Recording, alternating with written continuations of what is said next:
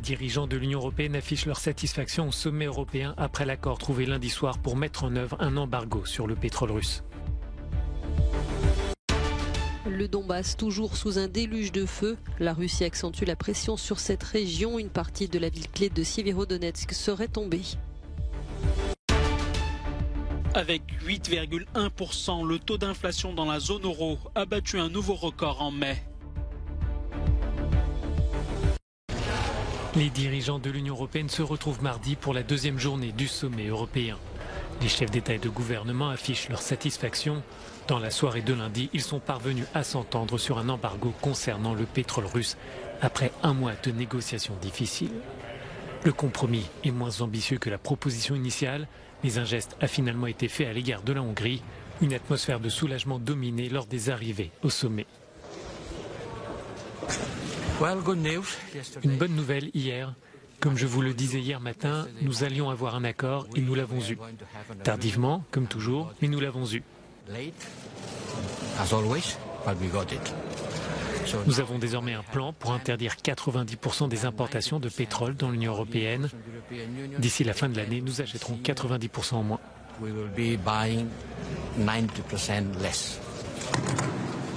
L'accord prévoit d'interdire d'ici le mois de décembre les livraisons de pétrole russe par bateau, ce qui représente environ 2/3 des importations. L'oléoduc qui alimente la Hongrie, la République tchèque et la Slovaquie reste donc en service, soit 10% des importations. Cette exemption satisfait les pays membres qui ne peuvent pas se tourner immédiatement vers des alternatives à l'approvisionnement venu de Russie. C'est un compromis. Et si je devais choisir entre un compromis et aucune sanction, alors je pense que c'est un compromis juste. Et je dois dire que tout le monde était particulièrement constructif autour de la table pour essayer de trouver des solutions. Je pense que c'est le meilleur que nous pouvions obtenir. Ces mesures s'inscrivent dans le cadre d'un 6e paquet de sanctions contre la Russie. Il comprend aussi un élargissement de la liste noire de l'Union à une 60aine de personnalités, dont le chef de l'Église orthodoxe, le patriarche Kirill. Ce train de mesures prévoit aussi d'exclure du système international de transactions financières SWIFT 3 banques russes, dont la principale, la Sberbank. Pour cette nouvelle journée de sommet, les dirigeants se pencheront sur la question de la sécurité alimentaire et le transport des céréales bloqués en Ukraine. Les combats continuent de faire rage dans le Donbass. Sur ces images, les destructions infligées après une frappe de missile dans la ville de Sloviansk. 3 civils ont été tués et plusieurs autres blessés. L'armée russe poursuit son pilonnage intensif le long de la ligne de front. Sa priorité actuelle est, selon l'Ukraine, de prendre le contrôle de la ville clé de Sévérodonetsk. Le gouverneur de la région de Louhansk a annoncé ce mardi que les forces du Kremlin contrôlaient désormais une partie de cette ville. Les forces ukrainiennes affirment elles regagner du terrain dans le sud, notamment dans la région de Kherson, ville proche de la Crimée prise par les Russes début mars. En marge du sommet européen de Bruxelles, le Premier ministre polonais a répété l'importance de soutenir Kiev. Si l'Europe et le monde libre perdent cette guerre, nous ne serons plus en sécurité, dit-il, car nous serons toujours menacés et soumis au chantage de Poutine. Pris sous le feu russe, des civils continuent de fuir le Donbass, comme ici dans la ville de Pokrovsk, où des trains spéciaux ont été mis en place par les autorités. L'abri dans lequel nous étions depuis 3 mois a été touché, témoigne cette femme. Nous n'avons plus de réseau pour les téléphones, plus d'eau ni d'électricité. Selon les agences de l'ONU, plus de 8 millions d'Ukrainiens sont déplacés à l'intérieur du pays. 6,8 millions ont fui à l'étranger, dont plus de la moitié en Pologne.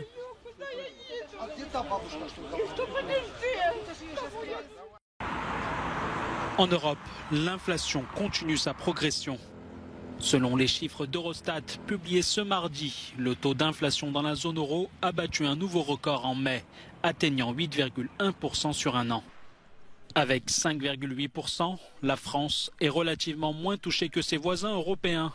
Il s'agit en effet du 2e taux le plus faible de la zone euro derrière Malte. Les taux les plus élevés sont enregistrés dans les pays baltes qui ont été particulièrement exposés à la rupture de leurs liens commerciaux avec la Russie. L'inflation touche en premier lieu le secteur de l'énergie, mais la progression des tarifs de l'alimentation, y compris alcool et tabac, s'accélère aussi. L'augmentation rapide des prix touche en premier les ménages les plus modestes. Nous discutons de la nécessité de protéger les plus vulnérables, ceux qui sont le plus en difficulté pendant cette période. Il est également nécessaire que la protection sociale soit prise en compte dans les mesures prises par les gouvernements. Nous plaidons pour le dialogue, le rassemblement des dirigeants, des employeurs et des travailleurs pour trouver des solutions acceptables face à cette situation qui est sans doute très difficile. L'invasion de l'Ukraine par l'armée russe fin février, ainsi que les sanctions économiques occidentales contre Moscou, renforcent la flambée des prix et font craindre une chute brutale de la croissance dans toute l'Europe. La patrie d'Ulysse est aujourd'hui confrontée à un grave problème de pollution marine. Pour la deuxième année consécutive, les ONG Healthy Seas et Ghost Diving ont entrepris de nettoyer les fonds marins autour de l'île d'Ithaque en Grèce. Il y a 10 ans, 2 fermes piscicoles ont fermé après avoir fonctionné pendant près de 2 décennies. Leurs propriétaires sont partis en laissant leurs filets en plastique et leur matériel, un véritable désastre écologique. Ici, nous sommes confrontés à quelque chose que nous n'avons jamais vu, un crime environnemental tragique et choquant. Jusqu'à présent, nous étions concentrés sur des filets fantômes, des filets de pêche perdus accidentellement ou abandonnés et qui continuent à capturer la vie marine après avoir été perdus. Mais là, nous faisons face au phénomène de fermes fantômes, des installations agricoles entières qui sont abandonnées.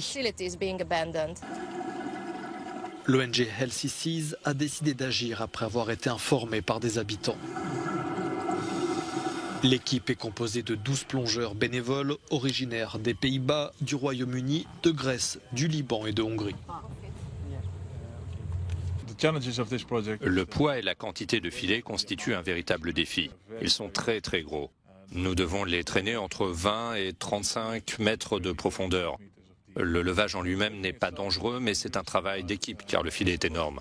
Il faut vraiment faire attention à ce qu'il ne casse pas et ne redescende pas.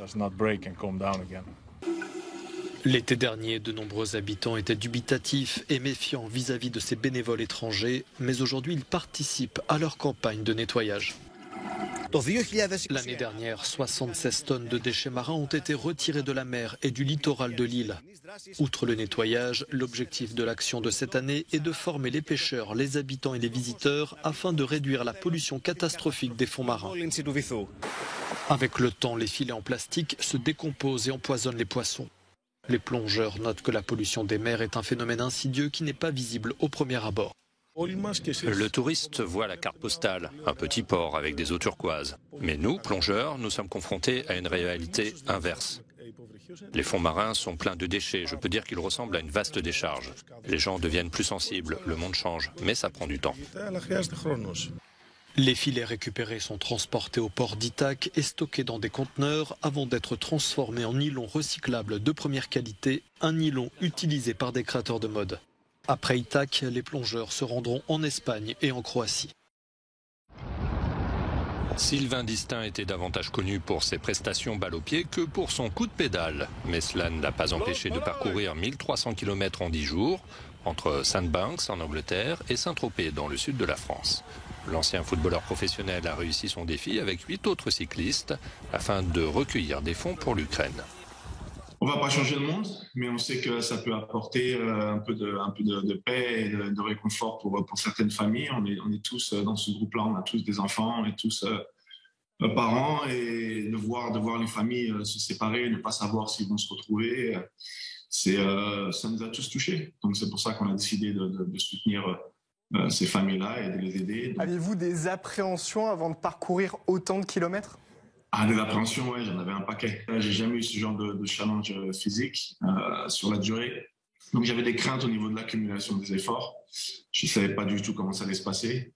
Donc beaucoup d'appréhension. Et puis chaque matin, quand tu te réveilles, au bout de 3-4 jours, les courbatures sont de plus en plus importantes. Donc chaque matin, tu te poses des questions, tu te demandes si tu vas réussir à tenir le coup jusqu'au bout, parce que c'était en moyenne 130 km par jour, 6 heures de vélo. Donc c'était dur, c'était super dur.